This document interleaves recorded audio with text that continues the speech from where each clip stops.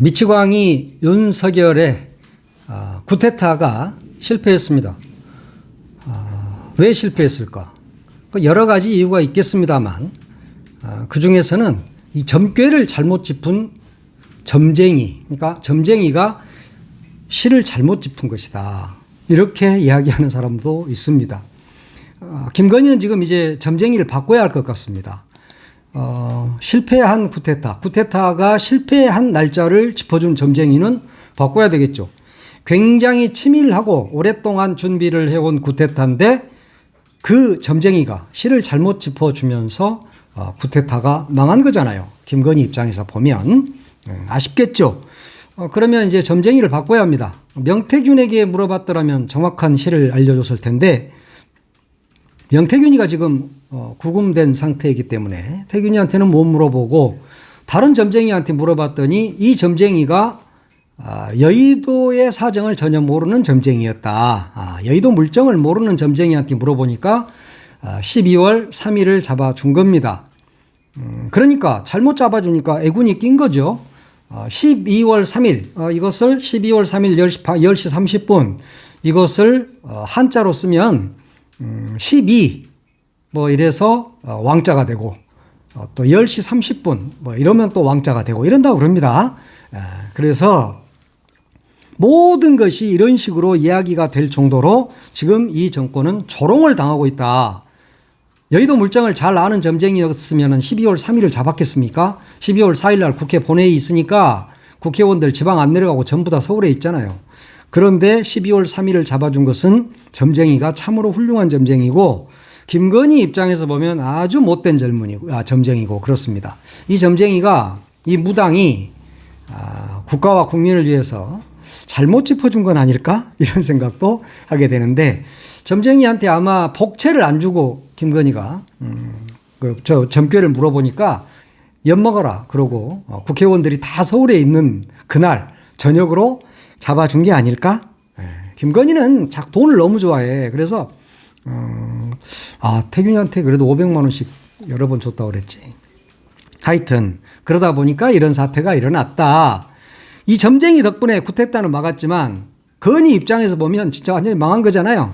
이 점쟁이를 완전히 처단했나? 앞으로 처단하겠죠. 실패한 시간을 짚어줬고 결국은 국민들을 위한 시간을 짚어준 이 점쟁이가 누군가 좀 찾아봐야 할 것 같아요. 윤석열이가 이렇게 갑자기 계엄령 선포하고 이러니까 국민들 생각을 리얼미터가 물어봤습니다. 에너지경제신문 의뢰로 4일에 전국 18세 이상 남녀 504명을 대상으로 물어봤습니다. 이번 비상계엄 사태와 관련해서 윤 대통령 탄핵에 찬성하냐라고 물어보니까 73.6%가 찬성한다 그랬습니다. 와, 확 올라갔네. 지역별로는 다른 데는 볼 것 없고 대구 경북도 66.2%, 부울경 여기가 원래 엄청 윤석열이를 극렬 지지층이 정말 많은 데잖아요. 부울경. 그런데 여기도 72.9%가 이 인간 탄핵해야 된다. 이렇게 말을 했답니다. 그리고 70세 이상 어르신들은 탄핵하고 이런 거 별로 안 좋아하거든요. 집안도 조용했으면 좋겠고 나라도 조용했으면 좋겠고 하는 그런 생각으로 사시는 분들인데 이분들도 56.8%가 윤석열이 요놈 탄핵해야 된다라고 이야기를 했습니다. 그리고 진짜 중요한 게 있죠. 이번 개엄 내란이냐라고 물어봤어요. 내란이냐? 내란죄를 윤석열이한테 물어야 되냐라고 물어보니까 69.5% 4.45 위반은 70%가 내란죄에 해당한다 그랬습니다. 내란죄는 뭡니까? 사형이야, 사형. 이놈아. 에이구, 이제는 뭐 일부 방송에서도 그냥 이 자식 저 자식 하더라고요. 그렇지 않아도 그동안에도 동네 개처럼 불린다는 이야기를 보수층에서는 해왔었는데 이번에 이런 짓거리를 하면서 그냥 누구나 거침없이 이 자식 저 자식하고 미치광이, 광인 이런 이야기를 막 합니다. 스스로 자초한 일이죠. 대통령이 대통령답지 못하고 국민을 향해서 총구를 들이대는 국민의 대표가 국회 민의의 전당인 국회에 들어가지 못하도록 때려맞고 총구를 들이대는 이런 무도한 짓거리를 한 놈이 바로 윤석열이다. 그래서 이는 대통령도 아니고 이미 그래서 뒤쪽에다 시자 붙일 필요도 없어요. 요즘 점잖은 방송인들은 공중파에서는 C자를 붙이더라고요. C자, C. 뒤에가 뭡니까? 이런 수박 씨 발라먹을 놈, 뭐 이런 이야기 많이 하잖아요. 이런 수박 씨 발라먹을. 하여튼 표본 오차는 95% 신뢰 수준에 플러스 마이너스 4.4%. 자세한 사항은 중앙선거 여론조사심의위원회 홈페이지를 참조하면 됩니다. 80%가량이 윤석열이 너는 탄핵해야 된다. 그리고 넌 내란이야. 내란은 사형이야. 이렇게 이야기를 하고 있습니다. 이 계엄과 관련해서 일부에서는 뭐 굉장히 너무 허술했지 않느냐 이런 이야기를 하는데 절대 허술하지 않았습니다. 이들은 굉장히 치밀했습니다. 경찰청 그리고 경찰청장 또 서울경찰청장 이런 사람들 굉장히 치밀하게 움직였잖아요. 그리고 우리나라 군대가 어떤 군대인데 그게 그렇게 허술하게 움직입니까? 매우 철저했습니다. 그렇지만 국민들이 시민들이 막아선 거죠. 이들은 시민들이 막아서지 않았다면 국회의원들을 아마 정말 다 체포했을 겁니다. 그 유리창 깨고 들어가는 장면들 다 보셨잖아요. 그리고 민주당 대변인 안기령 대변인 가슴에다가 총구를 들이대는 모습 그걸 다 봤잖아요. 이런 것들이 바로 내란을 함께 획책한 겁니다. 군인들이 탄창에 탄알이 꽂혀 있었습니다. TV조선은 무슨 뭐 공포탄이었다 있다 이 말을 하던데 공포탄 물론 공포탄을 가진 사람도 있었지만 다 실탄을 장착하고 있었다. 그리고 이재명 대표, 우원식 국회의장 등을 체포하기 위해서 수갑을 가지고 있었지 않습니까? 그 수갑을 떨치고 간 것도 다 목도가 됐고 탄창도 떨치고 갔잖아요. 계엄군들이. 그 놈들을 계엄군이라고 해야 되나? 그 미친 개가 내린 명령을 따른 자들이죠. 뭐 그렇게 봐야 됩니다. 이들은 어느 정도 치밀했냐면 국회의원들을 그렇게 체포를 해서 방첩사, 수방사를 거쳐서 방첩사로 넘기고 거기에서 합동수사본부를 꾸려서 국회의원들을 족치고 국회의원들을 부정축제자로 몰고 이렇게 해서 극형에 가까운 어떤 형벌을 가하려고 했던 겁니다. 그런데도 군경이 태만했다? 이건 말도 안 되는 소리죠. 군경은 태만하지 않았어요. 그들은 국회의원들을 죽이려고 했잖아요. 시민들을 다 쏴 죽이려고 했잖아요. 거기에다가 총알을 넣어갖고 왔고 수갑을 들고 다니고 뭐 이렇게 한밤중에 사격할 수 있는 레이저 광선 쏘는 그런 것까지도 모두 다 머리에 뒤집어 쓰고 나온 계엄군이었습니다. 무도한 자들이었습니다. 그런데 그들이 태만했고 윤석열이가 계엄을 허술하게 준비했다? 허술하게 준비하지 않았어요. 그러면 방송국도 장악하지 않았는데 그건 매우 허술한 거 아니냐라고 이야기할지 모르지만 요즘 방송국 장악은 아무 의미가 없습니다. 유튜브 이런 것들로 바로바로 생중계가 되고 모두 다 요즘은 카메라, 동영상 다 가지고 다니잖아요. 핸드폰에 다 있잖아요. 이걸로 해서 전 세계로 나가게 됩니다. 옛날에 휴대폰 없고 할 때 그때는 방송국만 장악하면 됐죠. 그러나 지금은 방송국을 장악할 필요가 없다는 것을 윤석열이는 알았던 겁니다. 그래서 방송국은 장악하지 않았고 가장 중요하다고 할 수 있는 중앙선거관리위원회에 병력 300명을 보내서 거기를 장악했습니다. 얼마나 치밀했습니까? 그럼 선관위가 뭔데 여기를 장악해요? 라고 이야기할지 모르죠. 선관위가 굉장히 중요합니다. 왜냐하면 국회의원들을 모두 구금하고 이들을 부정축제자로 그리고 빨갱이로 다 몰아서 극형에 처한 다음에 극형을 언도한 다음에 바로 국회의원 선거를 다시 하는 거죠. 개헌 선포하고 국회의원 다시 뽑고 그러면 윤석열의 영구 집권 플랜이 마련이 되는 겁니다. 윤석열이가 영구 집권을 깨하지 않았다고요? 저는 그렇게 안 봅니다. 영구 집권을 깼습니다. 박정희의 유신 개헌 이걸 뻔딴 거거든요. 박정희는 영구 집권을 획책했잖아요. 영구 집권을 했잖아요. 그러다 총 맞아 죽은 것이지. 영구 집권에 들어갔습니다. 100년 1000년 헤쳐먹을 줄 알았겠죠. 그래서 그걸 봤어. 박정희가 영구 집권 플랜을 어떻게 만드는가를 봤는데 그것과 매우 흡사하다. 물론 그때는 방송국 장악하고 뭐 이러면서 나중에 10월 유신 할 때는 국민투표를 하고 이렇게 했지만 이미 그때는 국민들이 다 그러지 않으면 죽는다는 걸 알기 때문에 무서워서 다 했던 겁니다. 그리고 통일주체 국민회의 대의원 만들어가지고 영구 집권했잖아요. 그런데 전두환이처럼 뭐 그렇게 극악무도하지 않던데요. 그때처럼. 당연히 극악무도하지는 않죠. 윤석열의 계엄은. 왜냐? 전두환의 계엄, 전두환의 쿠데타는 막 역성혁명이었잖아요. 말 그대로. 완전히 새로운 정권을 만드는 정권 찬탈이었습니다. 그렇기 때문에 그들은 무도하게 총을 쏴야 했고 다 막 이 국회의원도 다 잡아가야 됐고 이렇게 했던 겁니다. YS DJ 다 구금하고 잡아가고 그래서 DJ 사형언도 하고 이렇게 했던 건데 윤석열이는 안 그랬잖아요. 그러니까 너무 허술하게 한 거 아니에요? 그게 아니죠. 얘는 역성혁명이 아니라 친위 구태타인 거야. 그러니까 지가 집권을 이미 하고 있는 마당이기 때문에 국회의원들만 때려잡으면 됐던 겁니다. 그래서 국회의원을 때려잡고 개헌하고 국회의원 다시 뽑고 그러니까 박정희 시절의 통일주체 국민회의 대의원 같은 것이죠. 그래서 영구 집권을 노렸다. 누가? 윤석열과 김건희가. 그러면서 이제 공동정권이니까 김건희가 또 다음 대통령을 할 수도 있는 거잖아요. 이렇게 만들어 놓으면 국회를 통일주체 국민회의 대의원처럼 만들어 보려고 한 거 아닙니까? 그렇게 한 거예요. 그러면 공부 잘하는 사람들이 이렇게 물어볼 수 있겠죠. 아니 국회 해상권도 없는데 그게 가능해? 가능하죠. 왜 가능하냐? 국회의원 적치면 됩니다. 윤석열이가 누굽니까? 쥐새끼도 고양이로 만들고 고양이도 개로 만들고 개도 소로 만들어버릴 수 있는 인간이 윤석열이요. 조작질에 능합니다. 뭐든지 다 조작할 수 있습니다. 계엄 선포하면서 뭐라고 그랬습니까? 국회를 범죄 소굴이라고 이야기하잖아요.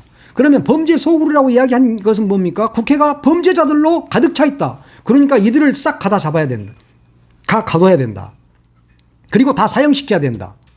그래서 나라를 깨끗하게 만들어야 된다. 라고 생각을 한 거죠. 그러면 국민들이 박수 칠 줄 안 거야. 이 자식이 지금이 박정희 시절인지 안 거야. 그러니까 1970년대를 아직 벗어나지 못하고 있다. 영구 집권을 할 수 있었는데 점쟁이가 실을 잘못 잡아줬단 말이야. 점쟁이가.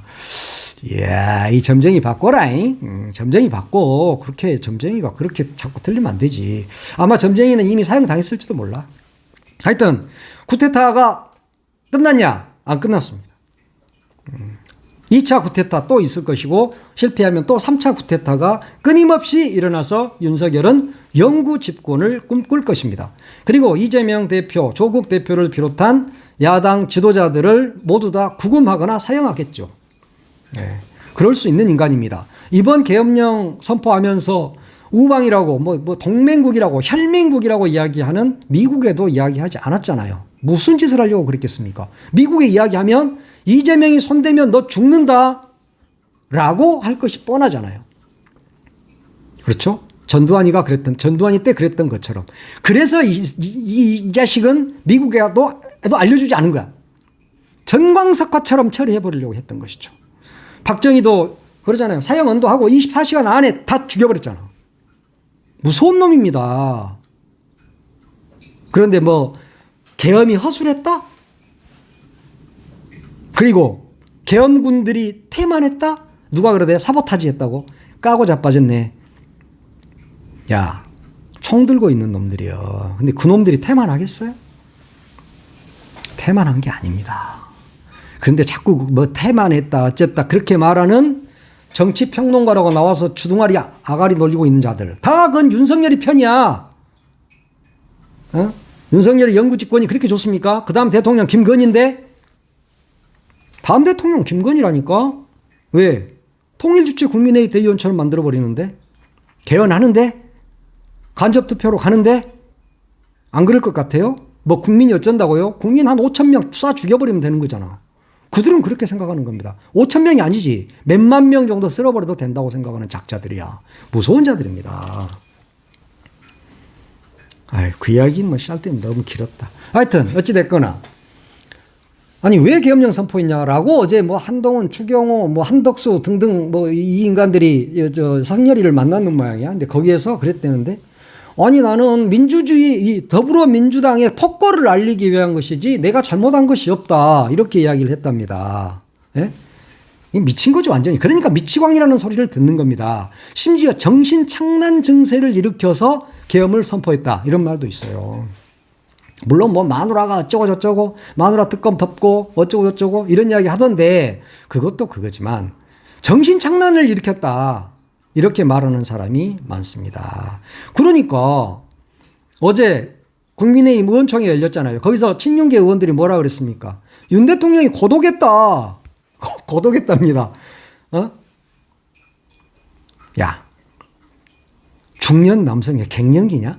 고독하게? 어? 그리고 가을이면 센치해지는 거야? 은행잎 책에다 꽂아놓고 보면서 막 우는 거야?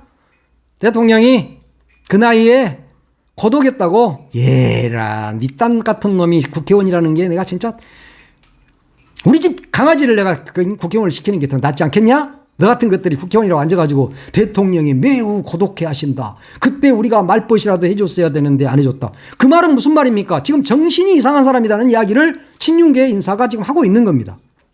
그렇잖아요. 대통령이 고독할 때 지도부는 뭐 했냐? 우리가 말벗이라도 해주고 해야 하는 거 아니냐? 그럼 말벗 안 해주니까. 말벗 안 해주니까 갑자기 미친 짓거리를 합니까? 그랬다는 것을 지금 반증하고 있는 거잖아요. 그러면서 대통령이 극단적인 선택을 하면 어쩌나? 이런 말을 했답니다. 이미 극단적인 선택을 했잖아. 또 더 이상의 이 시민들을 향해서 발포하겠다는, 국회의원을 체포하겠다는 이 극단적 선택 했는데 그 다음 극단적 선택은 뭐죠? 내 입으로는 말 못하겠네. 그거 방송 용어로 못 쓰게 돼 있는 말이 있어. 단어가. 두 자짜리 단어가 있단 말이야. 그러나 그런 말 하면은 또 보건복지부에서 엄청 싫어해. 그래서 내가 말을 안 하는데, 대통령이 극단적 선택을 하면 어쩌냐는 이야기를 친윤계가 할 수 있습니까? 절대 해서는 안 될 말 아니에요. 이것은 인간이 그러면 안 되는 거잖아. 근데 대통령이 고독해서 그랬다. 대통령 고독할 때 말벗이라도 해드렸어야 되는데 너희들은 뭐 됐냐. 대통령이 극단적인 선택을 하면 어떠냐라는 이야기를 친윤계 인사가 하고 있다. 이게 나랍니까? 이미 윤석열이는 통치력을 상실했습니다. 대통령실 참모들이 모두 다 사의를 표명했습니다. 그리고 장관, 그러니까 내각, 총사퇴 한다고 하잖아요. 이제 혼자 남았어. 둘이. 그러니까 개새끼도 있지, 집에. 그렇게밖에 안 남았습니다. 정진석이도 떠난대잖아요. 한덕수도 떠난대잖아. 그동안에는 바꿔라 해도 저들 꿈쩍도 안 하더니 갑자기 이 모양 짓걸로 영구 집권, 친위 쿠데타를 하고 나니까 나 여기서 더 이상 못하겠네. 이제 난파선에서 뛰어내리는 거야, 이 인간들이. 이렇게 되면 통치력 상실, 권력 누수, 결국은 대드덕, 이것이 다가와 버린 겁니다. 이제 윤석열을 뭘 할 수 있죠? 마누라하고 둘이 쎄쎄쎄 해야 됩니까? 그렇게 사랑하는 김건희와 둘이 쎄쎄쎄 하고 놀아야 됩니까? 그래야 되겠네. 그러면 이게 이미 무정부 상태에 들어가 버린 거잖아요. 빨리 탄핵을 하고 새 정부가 들어서야 되는데 한동훈이는 탄핵은 반대를 합니다. 탄핵안이 통과되지 않도록 노력할 것이라고 방금 이야기를 했네. 이 나라가 지금 백척간두에 서 있는데 탄핵을 반대한다? 저 인간을 끝까지 대통령으로 모신다고? 니들이 함께 미친 거지. 계속 모시면 사실은 민주당 입장에서는 아주 좋습니다. 왜 좋은지 아세요? 국민은 다 뒤져가지만 국민은 뒤지겠지. 그러나 민주당은 좋아. 왜냐? 지방선거 100전 100승. 100군데, 200 몇 군데, 하여튼 300군데 정도에서 치러지죠. 지방선거. 지자체장까지. 그리고 나머지 얼마나 많은 수천 자리가 대구 경북은 아니다. 대구 경북 부울경 빼고 다른 지역은 민주당이 싹쓸이 하겠죠. 그러면 윤석열이가 살 수 있습니까? 더 뒤져. 지금 내놓는 게 낫다니까. 그리고 다음 대통령 선거에서 이길 수 있나요? 한동훈이 네가 이재명을 이길 수 있어? 개가 웃어. 말도 안 되는 소리 하지도 마. 빨리 끝내고 나 윤석열이하고 절연했어요. 우리 사귀는 거 끝냈어요. 그러니까 한판 붙어봅시다. 이래야 너도 조금이라도 희망이 있고 다음 지도자 차차차기라도 해볼 수 있어. 근데 여기서 탄핵은 안 돼요. 그러면 너도 윤석열이하고 똑같은 놈이야.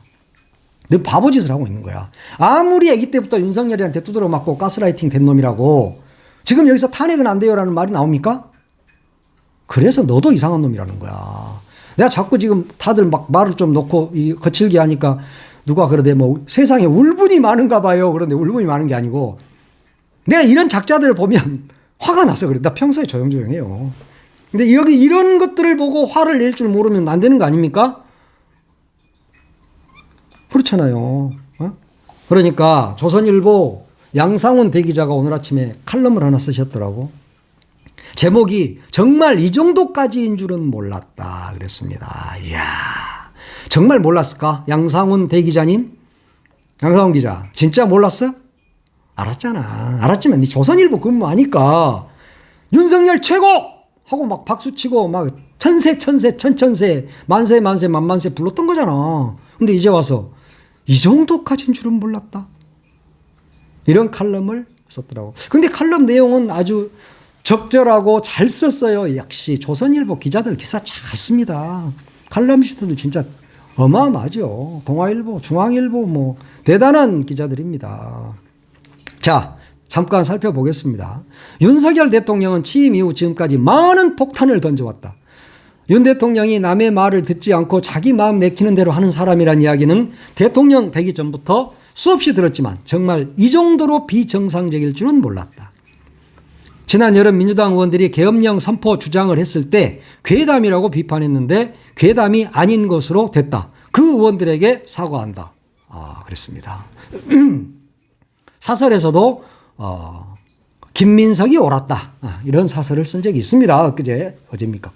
어제 썼겠지. 조선일보. 김건희 여사의 명품 백 사건부터 윤 대통령의 자폭은 본격화됐다. 육산에 동상을 갑자기 옮긴다며 일으킨 평지풍파, 경호처장을 50만 대군을 지휘하는 국방장관에 임명하는 이상한 인사 등 작은 자폭은 계속 이어졌다. 윤 대통령의 자폭은 가장 중요했던 올해 총선 기간에 집중됐다. 대통령이 자신과 정부의 운명이 걸린 총선을 스스로 망치겠다고 자폭 테러를 한다는 것은 상식적으로는 있을 수 없는 일이었기 때문이다. 그러면서 윤 대통령의 자폭은 놀랍게도 총선 기간 내내 계속됐다고 이야기합니다. 결국 총선 때 자폭이 이번 계엄 자폭을 부른 것이다. 계엄 자폭을 부른 것이다. 자업자득이다 그랬습니다. 자폭, 네 스스로 폭발해 오는 거야. 윤 대통령은 이성적이지 않고 극히 감정적이며 사려 깊지 않고 충동적이다. 인내에서 얻는다는 지혜를 모르고 즉각적으로 반응한다. 이야, 양상훈 대기자님의 칼럼. 지금 세상이 어떻고 국민의 정서가 어떤지를 모른 채 혼자만의 동떨어진 생각을 갖고 있다. 그치? 그러니까 고독하다는 이야기가 나오는 거예요. 윤 대통령의 계엄 발표문을 보면 마치 1970년대를 사는 사람인 듯 하다. 야, 한 국무위원이 비현실적 공상영화 같다라고 말했답니다. 그런 점에서 윤 대통령의 다음 처신 역시 감정적이고 충동적일 가능성이 있고 국민의 정서와 동떨어진 내용일 듯한 좋지 않은 예감이 든다 그랬습니다. 자, 다음 처신을 이제 걱정하고 있는 겁니다. 그럼 뭡니까? 갑자기 김정은이한테 총을 쏜다든가 이런 짓거리를 할 수 있다는 것이죠. 제2의 계엄, 제3의 계엄을 선포할 수 있다. 그리고 그때는 보이는 대로 쏴 죽여라 라고 이야기할 수 있습니다. 왜? 국회를 범죄에 속을 집단이라고 했잖아요. 범죄에 속을 집단. 범죄에 속을 집단. 범죄를 소탕하겠다. 그러면서 총을 난사할 수도 있다. 김정은을 향해서 총을 난사할 수도 있다. 이런 점을 다들 걱정하고 있습니다. 왜냐? 지극히 감정적이고 충동적이기 때문에 그렇습니다. 이것이 바로 조선일보의 칼럼이었다는 점을 마지막으로 소개해 드립니다.